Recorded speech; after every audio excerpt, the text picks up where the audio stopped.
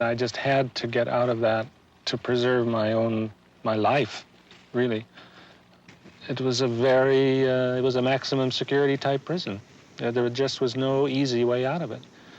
Although, all the while, I knew I had put the bars there. I'd been constructing this thing from the time I was a child. And I think from a very early age, I had the notion that I was going to be a doctor. I had a very busy practice and had established a good reputation, and I was the responsible citizen type. At times, it seemed that I had succeeded too well, because I really had what it was I thought I wanted. I had a nice house in a nice place, and we were able to lead a very good life. And somehow it all began to pale. I felt I'd become a slave to that, a slave to the house, which demanded so much of my time and attention. The yard and the gardening and the lawn and the maintenance and all that sort of thing was just, got to be a terrible burden. I didn't enjoy it at all. I didn't like what I saw happening to my children, for instance. I didn't like it when I'd hear them talking with their 10 and 12-year-old friends about what stocks they owned and what the market price was and how much money they had in the bank and kind of vacation they were going to have and the camp they were going to for the summer. All that sort of thing. It made me think that my kids would be better off if they didn't have all that. There were many times when I really felt that life as I had envisioned it had come to an end. There wasn't really anything more that was important for me. And I came to a point at which I decided that I had to get out of that to preserve my own sanity and myself as a person. So I made the decision to move to Monterey. I guess the thing that I enjoy most is getting far out, away from the cities and from people. Being near the ocean is a big part of it. There's something about the motion and the sound, the ruggedness of the rocky coastline, and the weather. Don't forget the weather. I used to hate and dread Wisconsin winters.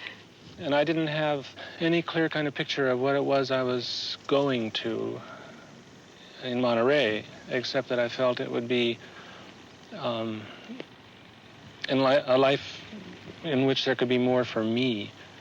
And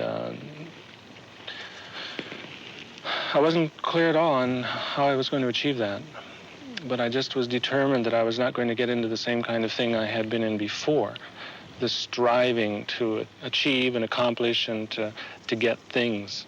I'd had enough of the things. I didn't want any more. The only job which I found within any reasonable kind of commuting distance was at Solidad prison as the chief psychiatrist.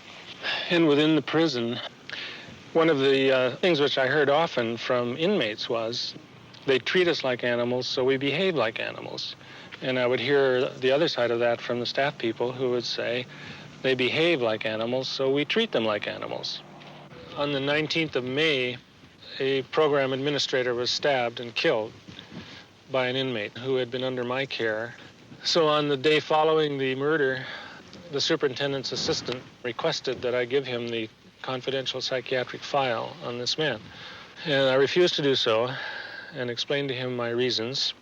It would be illegal, that it would certainly be unethical, that would make it impossible to do any meaningful kind of psychotherapy anywhere within the prison system. They said, we'll then search your office and take it, and they did. So I was escorted out the gate, and that was the end of my stay at Solidad prison. Part of the thing which I felt in being discouraged with the previous life I had around the age of 40 was that it was really, it was unjust, and it was almost obscene for anybody to make as much money as I made, to live in a house which was, not extravagant, but $60,000, $70,000 when there was such misery and poverty throughout the world. And I've realized since I did leave that much of what kept me in all of that was my fear of being alone. not just lonely, because I guess I've been that much of my life, but really being alone, like out on the edge of the cliff, and the next step is over. And it felt as though that was the way it was going to be if I made that decision and took the step. The toughest thing was to leave my children, and I miss them. There's a lot of guilt mixed up in it. I feel that in a way I sort of abandoned them, but there just didn't seem to be any way to maintain part of that life.